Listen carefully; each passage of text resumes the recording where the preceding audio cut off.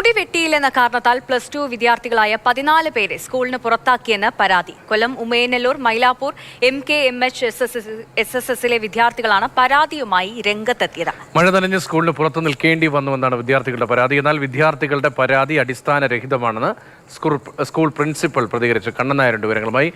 കണ്ണൻ, ഈ സ്കൂളിലെ അച്ചടക്കത്തിന്റെ ഭാഗമായി ഡ്രസ് കോഡ്, തലമുടി എങ്ങനെ കെട്ടണം, അത്തരം നിർദ്ദേശങ്ങളൊക്കെ വിവിധ സ്കൂളുകൾ, ഇപ്പോൾ കേന്ദ്ര സർക്കാരിന്റെ നിയന്ത്രണത്തിൽ പ്രവർത്തിക്കുന്ന സ്കൂളുകൾ ഉൾപ്പെടെ നൽകാറുണ്ട്. പക്ഷേ ഇതിനിവരെ മഴയത്ത് പുറത്തു നിർത്തി എന്ന ഗൗരവതരമായ പിഴവ് ഈ പ്രിൻസിപ്പലിന്റെയും സ്കൂൾ അധ്യാപകരുടെയും ഭാഗത്ത് നിന്ന് ഉണ്ടായിട്ടുണ്ടോ?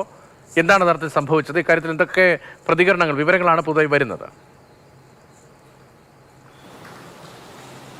രതീഷ്, ഇത് കുട്ടികളുടെ ഭാഗത്തു നിന്നുള്ള പരാതിയാണ്. സാധാരണ രതീഷ് സൂചിപ്പിച്ചതുപോലെ ഒരു സ്കൂളിൻ്റെ ഡ്രസ് കോഡും അവരുടെ മുടി എങ്ങനെയാണ് വെട്ടേണ്ടതെന്നൊക്കെ സംബന്ധിച്ചുള്ള ഒരു നിർദ്ദേശങ്ങളൊക്കെ തന്നെ ഉണ്ടാകും. ഇന്നലെയാണ് +1 റിസൾട്ട് വന്നത്. അതിനുശേഷം +2 വേണ്ടി കുട്ടികളെ മികച്ച രീതിയിൽ മുന്നോട്ട് കൊണ്ടുപോകുന്നതിന് വേണ്ടിയുള്ള ക്ലാസ്സുകൾ നടക്കുകയാണ്. ആ സമയത്താണ് ഇന്ന് 14 കുട്ടികളെ പുറത്താക്കി. അതിന് കുട്ടികൾ പറയുന്ന കാരണം മുടി വെട്ടിയില്ല എന്നുള്ള കാരണത്താലാണ് പുറത്താക്കിയതെന്നാണ്. മാത്രമല്ല മഴയത്ത് നിർത്തി എന്നുള്ളൊരു ആരോപണവും കുട്ടികൾ ഉന്നയിക്കുന്നുണ്ട്. അതിനുശേഷം ഈ കുട്ടികളുടെ രക്ഷിതാക്കളുമായി സംസാരിച്ച ശേഷമാണ് പ്രശ്നം പരിഹരിക്കുമെന്ന് സ്കൂൾ മാനേജ്മെൻറ്റ് പറഞ്ഞു എന്ന് പറയപ്പെടുന്നു. അകത്തേക്ക് ഇന്ന് ചൊവ്വാഴ്ചയാണ്, അതിനാൽ നാളെ മുടിവെട്ടുകട തുറക്കുകയുള്ളൂ. നാളെ മുടിവെട്ടിയ ശേഷം വരാമെന്ന് പറഞ്ഞപ്പോഴും അധ്യാപകർ അകത്തേക്ക് കയറ്റാൻ തയ്യാറായില്ല എന്നുള്ള ആരോപണമൊക്കെ തന്നെ കുട്ടികൾ പറയുന്നുണ്ട്. അതിനുശേഷമാണ് പ്രിൻസിപ്പലിനോട് ഞാൻ സംസാരിച്ചത്. അപ്പോൾ അവർ പറയുന്നത് കുട്ടികളുടെ ആരോപണം ഒരു കാരണവശാലും ശരിയല്ല.